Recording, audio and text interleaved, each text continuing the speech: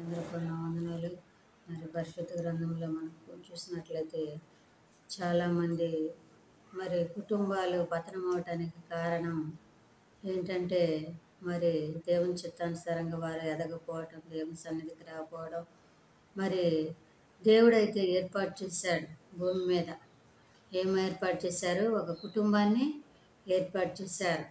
చూసారా ప్రియమైన సహోదరి సహోదరులారా, దేవుని చిత్తానుసారంగా వివాహాన్ని ఏర్పాటు చేస్తూ ఉంటారు ప్రతి ఒక్కరిని. మరి మనం అనుకుంటాం దేవుడే ఏర్పాటు చేశాడు, లేక దేవుడే జతపరిచాడు. మరి దేవుని జతపరిచిన వాడిని మనుషులు వేరు చేయకూడదని చెప్పేసి చెబుతూ ఉంటాం వివాహ సమయాల్లో. మంచిదే, దేవుడు ఏర్పాటు చేస్తారు, దేవుడు జతపరుస్తారు. కానీ ఆ దేవుడు ఏర్పాటు చేసిన వివాహాలు, దేవుడు జతపరిచిన మరి భార్యాభర్తలో ఏ విధంగా మరి దేవునిలో ఉండగలుగుతున్నారు, లేకుంటే ఏ విధంగా ఎదగలుగుతున్నారు, వారి కుటుంబాల్లో ఎటువంటి సమాధానం, సంతోషం, ఐక్యత ఉంటుంది. ప్రియమైన సహోదరి సహోదరులారా, చూస్తే ఈనాటి పరిస్థితుల్లో ఆ విధానం లేదు. చాలామంది కుటుంబంలో సమాధానం ఉండదు, సంతోషం ఉండదు, ఐక్యత ఉండదు, లేకుంటే మరి ప్రేమ ఉండదు, లేకుంటే ప్రియమైన సహోదరి సహోదరులారా ఒకరికొకరు అర్థం చేసుకోవటం ఉండదు, బ్రతకటం, జీవించటం ఉంటలా చాలామంది కుటుంబాలు. ఎవరికి వారు ఏమన్నా తీరని ఎవరి ఇష్టానుసారంగా ఎవరు నడిచేవారుగా, ఎవరి ఇష్టానుసారంగా వాళ్ళు జీవించేవారుగా ఉంటున్నారు తప్పితే ఈ దినాల్లో మరి దేవుడు ఏర్పాటు చేశాడు అని చెప్పేసి ఆ దేవుని యొక్క ఏర్పాటును చేసిన విధానాన్ని బట్టి జీవించగలుగుతున్నాము, నడవగలుగుతున్నామా మన కుటుంబంలో? ప్రియమైన సహోదరి సహోదరులారా, ఏ విధంగా ఉండగలుగుతున్నాం పరిశీలన చేసుకోండి. చూసినట్లయితే ఇక్కడ ఒక కుటుంబం ఉన్నదే. చూసారా, ఆదికాండము 27:1 చూసినట్లయితే చదువును. ఇస్సాకు వృద్ధుడై అతని కన్నులు మందదృష్టి కలిగినప్పుడు అతడు తన పెద్ద కుమారుడైన ఏసేవుతో, నా కుమారుడా అని అతను పిలవగా అతడు చిత్తము నాయన అని అతనితో అన్నాడు. అప్పుడు ఇస్సాకు, ఇదిగో నేను వృద్ధుడను, నా మరణదినము నాకు తెలియదు, కాబట్టి నువ్వు దయచేసి నీ ఆయుధములైన నీ అంబుల పొదిని, నీ విల్లును తీసుకొని అడవికి పోయి నా కొరకు వేటాడి మాంసము తెమ్ము. నేను చావక మునుపు నేను నిన్ను ఆశీర్వదించి నాకు ఇష్టమైన రుచిగల భోజ్యమును సిద్ధపరిచి నేను తినుటకై నా యుద్ధకు తెమ్మని చెప్పాను. చూసినట్లయితే ఇస్సాకు యొక్క రిబ్కా యొక్క వివాహం ఎట్లా జరిగిందండి? ఎట్లా జరిగింది?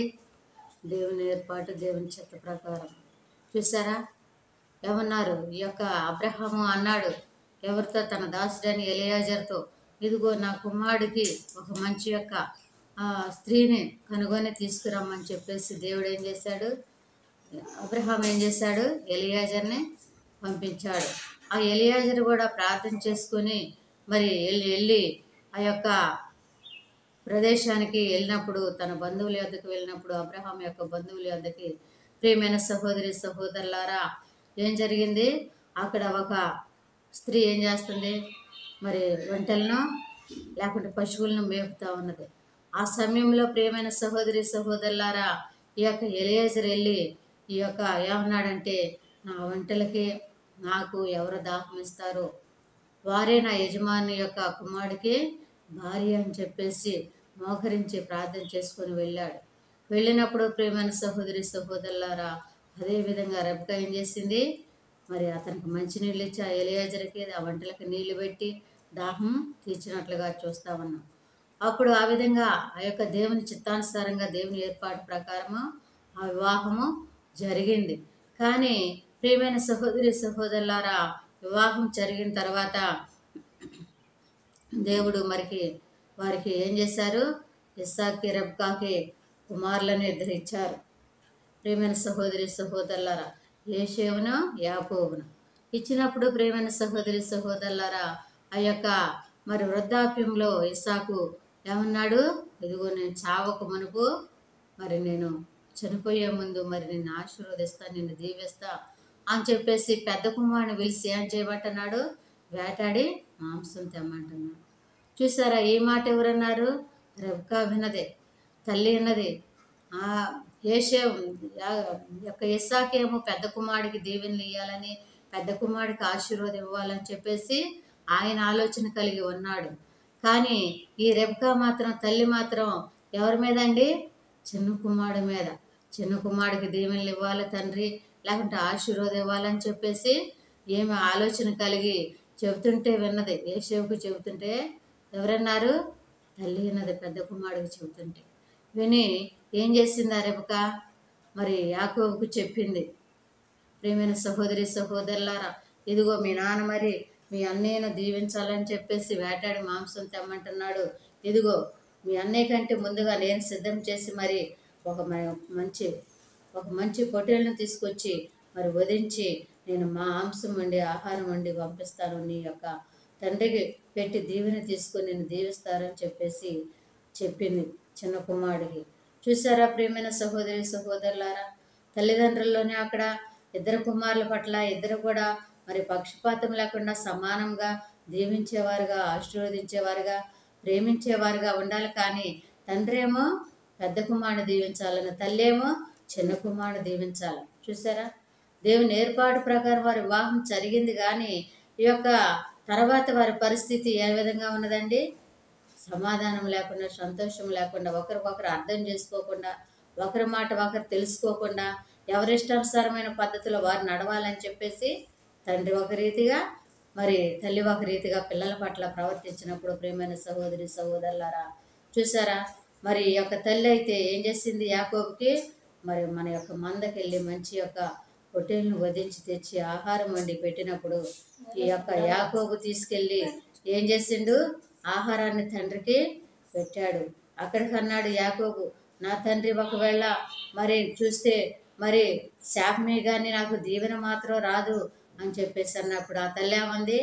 ఆ శాపం నా మీదకే వచ్చింది కానీ నీ మీదకి రాదు, నువ్వు వెళ్ళు అని చెప్పేసి ప్రోత్సహిస్తూ ఉన్నది. ప్రియమైన సహోదరి సహోదరులారా, చూడండి, వారు తల్లిదండ్రులు చేసిన దోషాలు ఎక్కడేస్తానంటున్నాడు? పిల్లల ఒళ్ళో వేస్తానంటున్నాడు. ఆమెకి రాలేదు శాపం, కానీ ఎవరికి వచ్చిందండి? మరి వాళ్ళ యాకోబుకే వచ్చినట్లుగా చూస్తా ఉన్నాం. ప్రియమైన సహోదరి సహోదరులారా, ఆమె చేసిన దాన్ని బట్టి పెద్ద కుమారుడేమో ఏమైపోయాడండి? దేశదిమ్మరైపోయాడు. మరి చిన్న కుమారుడేమో ఎక్కడికి వెళ్ళిపోయాడండి? ఎక్కడికి వెళ్ళాడు? తన యొక్క మహమ్మ దగ్గర మరి రాహేలు కోసము 7 ఏళ్ళు కొలువు చేసినట్లుగా చూస్తా ఉన్నాం. పెద్ద కుమార్తె అని లేయా కోసం 7 ఏళ్ళు కొలువు చేశాడు. తర్వాత రాహేలు కోసం 7 ఏళ్ళు కొలువు చేశాడు. తర్వాత ప్రియమైన సహోదరి సహోదరులారా, తన జీవితం అంతా కూడా బానిసత్వానికి అప్పగించినట్లుగా చూస్తా ఉన్నాం. ప్రియమైన సహోదరి సహోదరులారా, 20 సంవత్సరాలు దాదాపుగా ఆ యొక్క యాకోబు తన జీవితాన్ని బానిసత్వంకి అప్పుచెప్పినట్లుగా చూస్తా ఉన్నాం. ప్రియమైన సహోదరి సహోదరులారా, యేషేవేమో దేశదిమ్మరైనట్లుగా చూస్తా ఉన్నాం.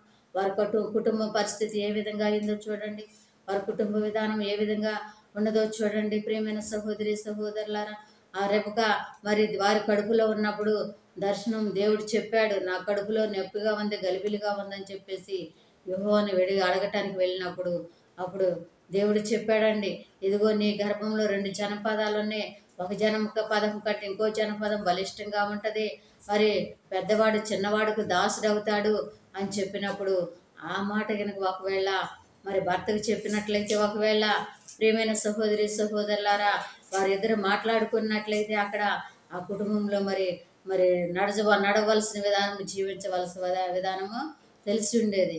కానీ ఆమె చెప్పలేదు. చెప్పకపోవటం వల్ల ప్రియమైన సహోదరి సహోదరులారా, పెద్ద కుమారుడికేమో తండ్రి యొక్క దీవెన ఇవ్వాలని, చిన్న కుమారుడేమో తల్లి దీవెన ఇవ్వాలని చెప్పేసి ఆలోచన కలిగి ఎవరికి వారు సొంత ప్రయత్నాలుగా, సొంత నిర్ణయాలుగా ఆ విధంగా నడిచిన దాన్ని బట్టి చివరికి పిల్లలు ఏమైపోయారండి? మరి చాలా మరి వాళ్ళు ఆగమైపోయినట్లుగా చూస్తా ఉన్నాం. ప్రియమైన సహోదరి సహోదరులారా, అవును, ఈ దినాల్లో కుటుంబాల్లో కూడా అటువంటి పరిస్థితికి దిగజారిపోతానే చాలామంది. దేవుడు ఏర్పాటు చేసి వివాహాలు జరిగేస్తూ ఉన్నారు. అందరికి కూడా, ప్రతి ఒక్కరికి కూడా భూమి నిండించి ఫలించి వృద్ధి చెందమని దేవుడు వివాహాన్ని ఏర్పాటు చేశారు. వివాహం అన్ని విషయంలో ఘనమైనదిగా పెంచారు. ఆ ఘనమైన వివాహాన్ని మనం ఏం చేస్తున్నామంటే మన కుటుంబాలను పాడు చేసుకునేవారుగా, లేకుంటే అనేక రకాలుగా పాడు చేసుకునేవారుగా, దిగజారిపోయేవారుగా, హేళనకరంగా, అవమానకరంగా జీవించేవారంగా ఉంటున్నాం. ప్రియమైన సహోదరి సహోదరులారా, ఆ విధంగా మనం జీవించకూడదు. కానీ మరి పరిశుద్ధమైన పవిత్రమైన జీవితాన్ని కలిగి మనము దేవునిలో జీవించాలి, దేవునిలో కట్టబడాలి, మంచి కుటుంబముగా వర్ధిల్లాలి.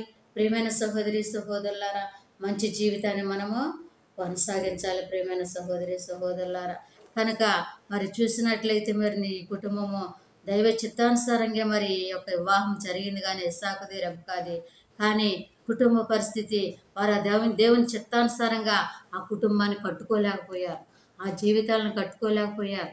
ప్రియమైన సహోదరి సహోదరులారా, కట్టుకోలేక ఎవరికి వారు తన ఇష్టానుసారమైన జీవితంలో నడవటం వల్ల ఆ కుటుంబం చల్లా చెదురైనట్లుగా చూస్తా ఉన్నాం. ఆ కుటుంబము మరి అవమానకరంగా జీవించినట్లుగా చూస్తా ఉన్నాం ప్రియమైన సహోదరి సహోదరులారా. కనుక ఇక్కడ చూసినట్లయితే ప్రియమైన సహోదరి సహోదరులారా, ఆదికాండము 25:23 చూసినట్లయితే ప్రియమైన సహోదరి సహోదరులారా, ఆదికాండము 25:23 రెండు జనములు నీ గర్భంలో కలవు, రెండు జనపదములు నీ కడుపుల నుండి ప్రత్యేకంగా వచ్చును, ఒక జనపదము కంటే ఒక జనపదం బలిష్టమైండును, పెద్దవాడు చిన్నవాడికి దాసుడగునని అనెను. చూసారా ప్రియమైన సహోదరి సహోదరులారా, దేవుడు ముందుగానే మరి చెప్పాడు పెద్దవాడు చిన్నవాడికి దాసుడు అవుతాడని. అదేవిధంగా మరి ఆ చెప్పిన యొక్క దర్శనాన్ని బట్టి, ఆ చెప్పిన యొక్క మాటను బట్టి వారు ఏం చేయాలి, మాట్లాడుకొని ఈ విధంగా జరిగిందంటే ఒకవేళ ఇస్సాకు మరి ఆ విధంగా మరి అటువంటి విధానంగా నడిచేవాడు కాదేమో, ఇద్దరిని సమానంగా దీవించాలి ఆశీర్వదించాలి అని చెప్పేసి అనుకునేవాడేమో. కానీ ఆ దర్శనం చెప్పకపోవటం వల్ల ఏం జరిగింది, ఎవరికి వారు పెద్దవాడిని నేను దీవించాలి, చిన్నవాడిని దీవించాలని తల్లి ఆ విధంగా ఆలోచన కలిగి ఆ కుటుంబంలో అటువంటి పరిస్థితి ఎదురైంది ప్రియమైన సహోదరి సహోదరులారా. చూసినట్లయితే అందుకని మరి ఆ విధంగా కాదు, కానీ చూసినట్లయితే ప్రియమైన సహోదరి సహోదరులారా, మరి దేవుని విధానంలో వారిని పెంచి పెద్ద చేసి మరి ఆశీర్వదించేవారుగా ఉండాలి. తల్లిదండ్రులైన వారు దీవించేవారుగా ఉండాలి ప్రియమైన సహోదరి సహోదరులారా. ఇక్కడ చూసినట్లే ఆదికాండము 27:13 చూసినట్లయితే,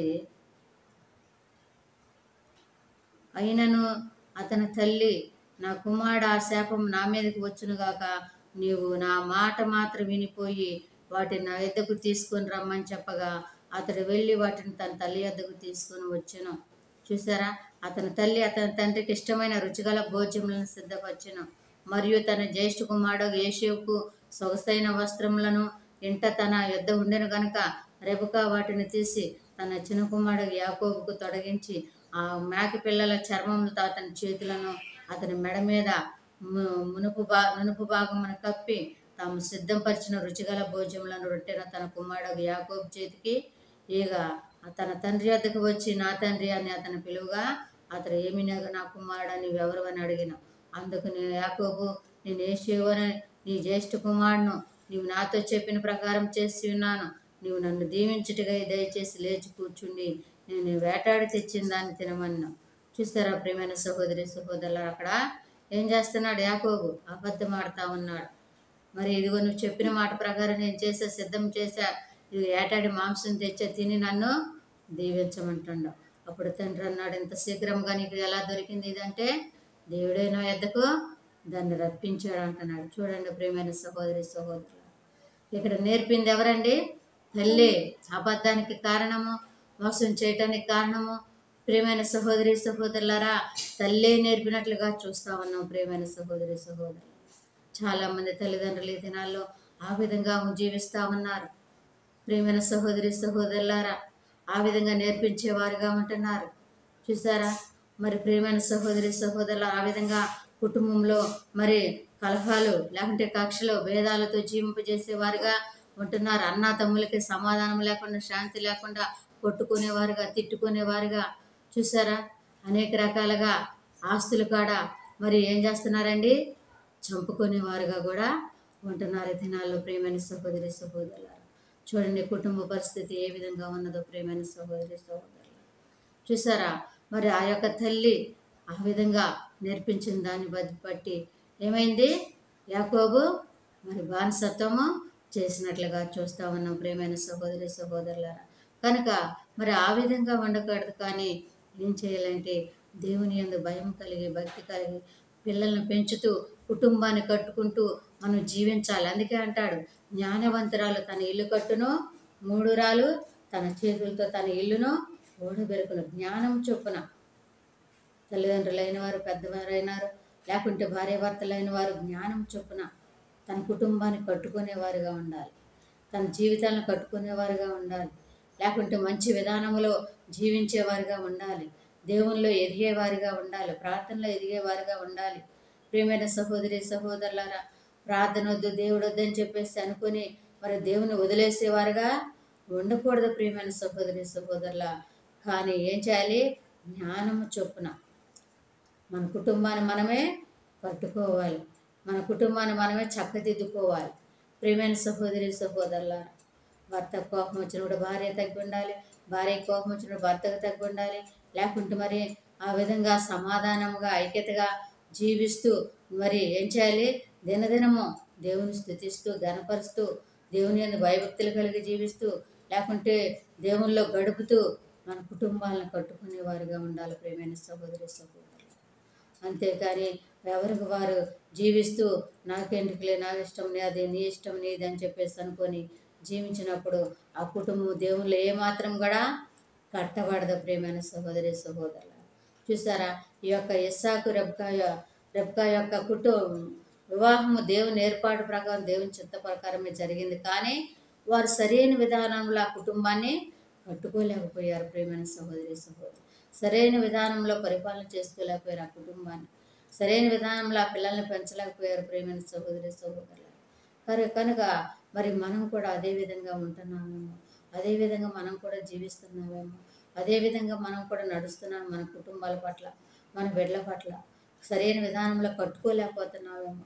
అవగాహన లేక, ఒకరి పట్ల ఒకరికి ప్రేమ లేక, ప్రియమైన సహోదరి సహోదరులు ఒకరినొకరు అర్థం చేసుకోలేక మనము జీవిస్తున్నామేమో ప్రియమైన సహోదరి సహోదరులారా.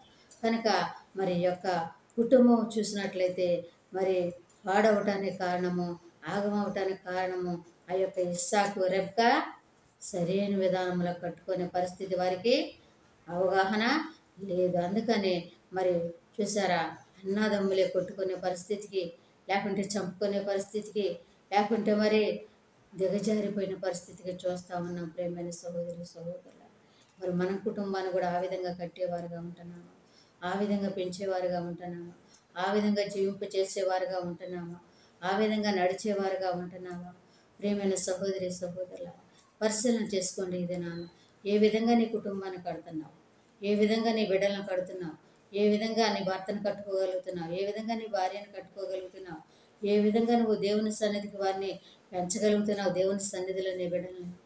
ప్రియమైన సహోదరి సహోదరులు, ఒకరికొకరు మోసం చేసుకునేవారు, ఒకరికొకరు మరి కొట్టుకొని తిట్టుకొని లేకుంటే విడిపోయేవారుగా మనం పెంచగలుగుతున్నాము మన బిడ్డలని.